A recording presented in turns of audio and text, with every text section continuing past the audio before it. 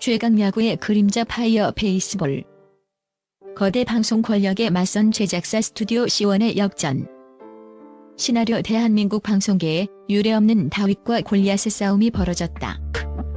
거대 방송사 JTBC가 야심차게 제기한 방송 금지 가처분 신청이 단 5일 만에 뒤집힌 것이다. 그 배후에는 3년 전 기록된 낡은 USB 하나와 계약서 구석에 숨겨져 있던 마법의 한 문장이 있었다. 창작자의 권리를 짓누르려던 거대 자본의 오만이 어떻게 무너졌는지 그 긴박했던 6일간의 기록을 추적했다. 1.12월 19일 야구는 끝났다. JTBC의 기선 제압과 강제 종료. 지난 12월 19일 법원은 JTBC의 손을 들어줬다. JTBC가 자사 출신 스타 PD들이 설립한 스튜디오 C1을 상대로 낸 방송 금지 가처분 신청이 인용된 것이다. 이로 인해 스튜디오 C1의 화제작 파이어 베이스볼 은 즉각적인 방송 중단과 더불어 기존에 업로드된 모든 영상이 삭제되는 초유의 사태를 맞이했다. 당시 JTBC는 법무법인을 통해 자사의 핵심 인력과 막대한 인프라를 통해 탄생한 포맷을 제작사가 무단으로 도용하고 사유화했다며 강력한 법적 대응을 시사했다.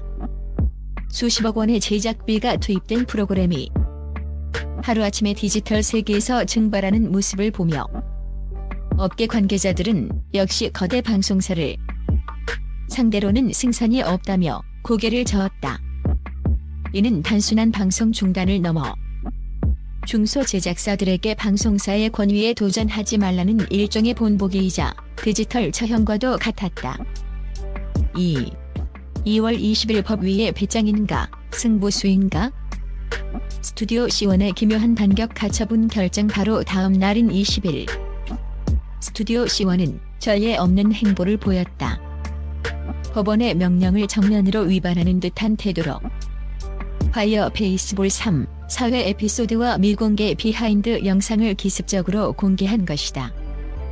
업계에서는 미친 짓이다. 벌금을 감당할 수 있겠느냐는 비난과 우려가 쏟아졌다. JTBC 측은 즉각 추가 고소를 준비하며 스튜디오 C1의 법적 무지를 조롱했다. 그러나 스튜디오 C1의 침묵 뒤에는 거대한 폭풍을 일으킬 스모킹 건이 숨겨져 있었다.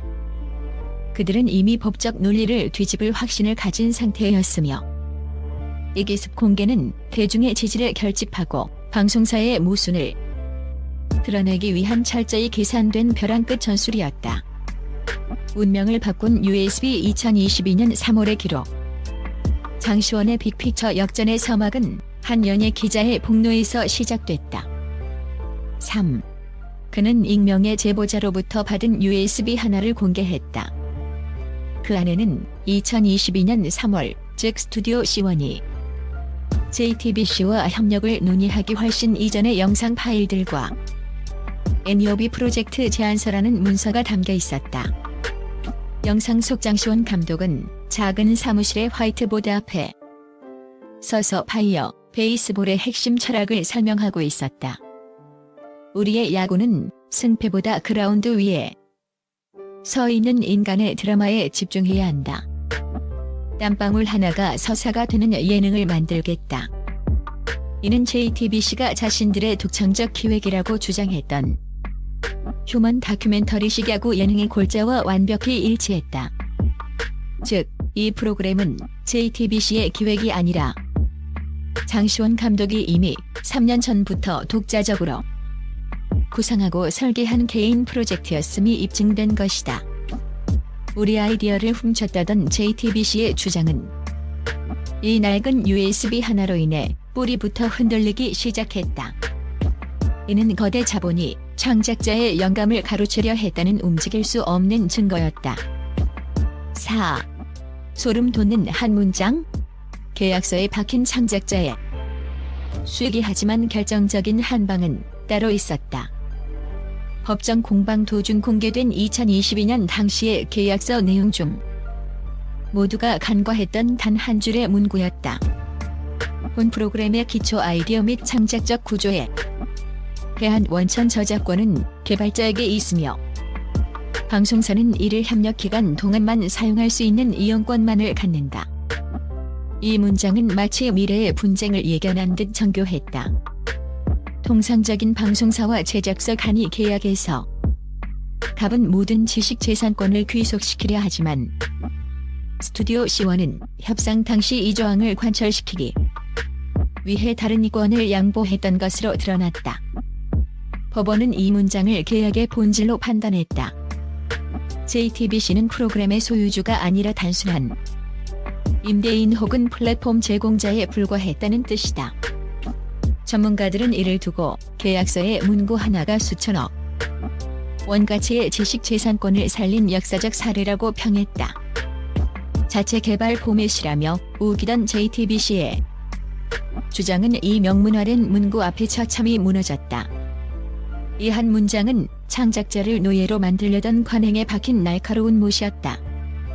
5.12월 24일 성탄절의 기적.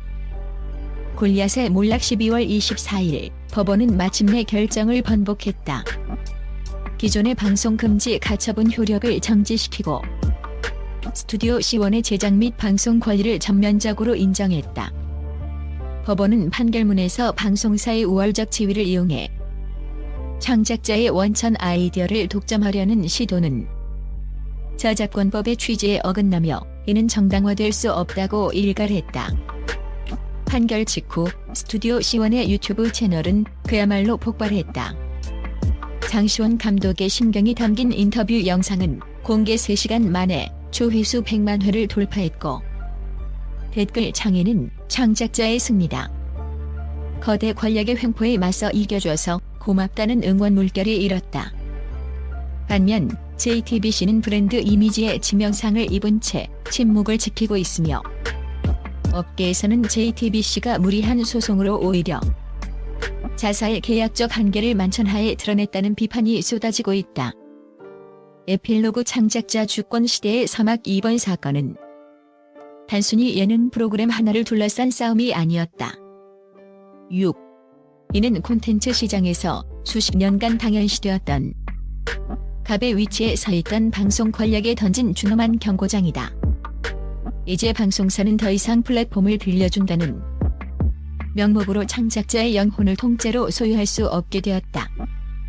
창작자들에게는 자신의 아이디어를 어떻게 법적으로 요새화해야 하는가에 대한 가장 생생한 교과서가 되었으며 대중에게는 우리가 즐기는 콘텐츠의 진정한 주인이 누구인지를 다시금 생각하게 하는 계기가 되었다.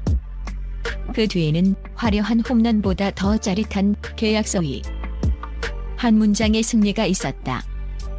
전 국민을 열광시킨 파이어 베이스볼의 부활.